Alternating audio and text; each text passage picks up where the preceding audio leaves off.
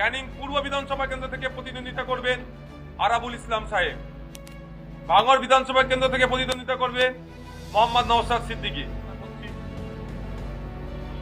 কারা আমাদের অর্থাৎ ইন্ডিয়ান সেকুলার ফ্রন্টের পক্ষ থেকে খাম চিহ্ন নিয়ে প্রতিদ্বন্দ্বিতা করবেন? শুরু করছি মালদা জেলা থেকে। মালদা জেলার সুজাপুর বিধানসভা কেন্দ্র থেকে বিশিষ্ট শিক্ষক মোহাম্মদ কালিমুল্লাহ হক মহাশয় প্রতিদ্বন্দ্বিতা করবেন। নদিয়া জেলার পলাশীপাড়া বিধানসভা কেন্দ্র থেকে আমাদের পার্টির পক্ষ থেকে যাকে আমরা নমিনেট করছি বিশিষ্ট শিক্ষক শামসুর আলী মল্লিক সাহেব। চাপড়া বিধানসভা কেন্দ্র থেকে জাকির মন্ডল সাহেব। উত্তর চব্বিশ পরগনা জেলার বাদুরিয়া বিধানসভা ক্ষেত্র থেকে মৌলানা মোহাম্মদ কুতুবউদ্দিন ফাতেহি সাহেব। অশোকনগর বিধানসভা কেন্দ্র থেকে তাপস ব্যানার্জি মহাশয়।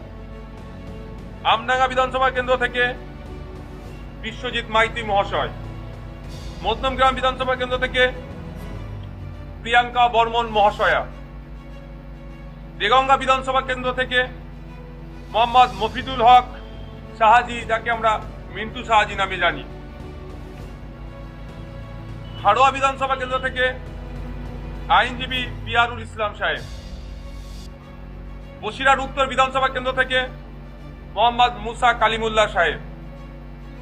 এরপরে আসছি আমরা দক্ষিণ চব্বিশ পরগনা জেলায়। দক্ষিণ চব্বিশ পরগনা জেলায় যে সমস্ত সিট ইতিমধ্যে আমরা ঘোষণা করেছি, তার মধ্যে প্রার্থী আজকে যেটা ঘোষণা করছি, কুলপি বিধানসভা কেন্দ্র থেকে প্রতিদ্বন্দ্বিতা করবেন আইএসএফ এর পক্ষ থেকে আব্দুল মালিক মোল্লা সাহেব। ক্যানিং পশ্চিম বিধানসভা কেন্দ্র থেকে প্রতিদ্বন্দ্বিতা করবেন অ্যাডভোকেট প্রবীর মন্ডল সাহেব। ক্যানিং পূর্ব বিধানসভা কেন্দ্র থেকে প্রতিদ্বন্দ্বিতা করবেন আরাবুল ইসলাম সাহেব। মগরাহাট পশ্চিম বিধানসভা কেন্দ্র থেকে প্রতিদ্বন্দ্বিতা করবেন আব্দুল আজিজ আল হাসান সাহেব।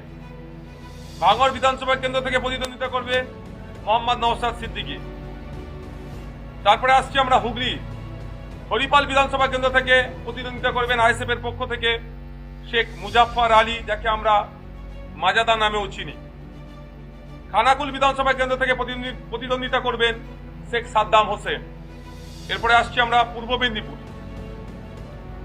পাঁশকুড়া পশ্চিম বিধানসভা কেন্দ্র থেকে প্রতিদ্বন্দ্বিতা করবেন আফজাল আলী শাহ।